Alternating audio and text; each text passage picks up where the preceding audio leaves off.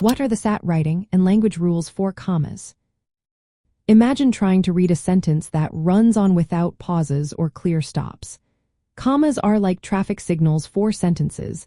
They tell us when to pause, stop, or separate ideas. Knowing how to use commas correctly can make your writing clearer and help you score higher on the SAT. First, use a comma before a coordinating conjunction when it joins to independent clauses. These conjunctions are for, and, nor, but, or yet so. For example, I studied for the test and I felt more confident. This helps prevent run-on sentences. Next, avoid comma splices. This mistake happens when two independent sentences are joined only with a comma. For example, she finished her homework, she went outside. To fix it, add a coordinating conjunction or a semicolon. Like this, she finished her homework and she went outside, or she finished her homework, she went outside. Commas are also used to set off non-essential information. If a part of the sentence can be removed without changing the main idea, it needs commas.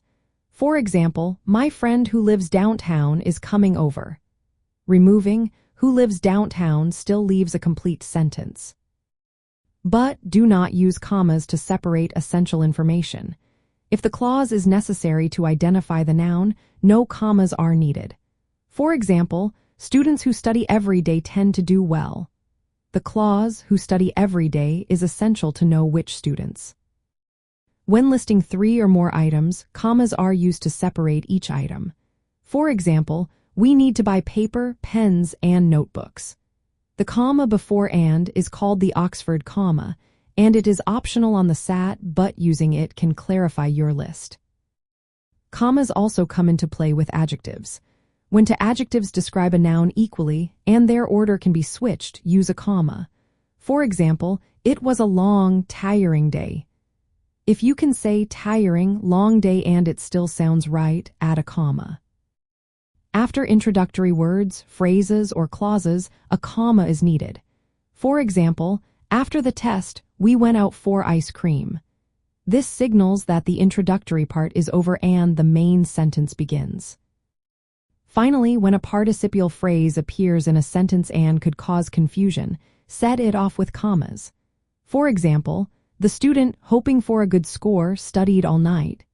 The commas help show that hoping for a good score describes the student, not the entire sentence.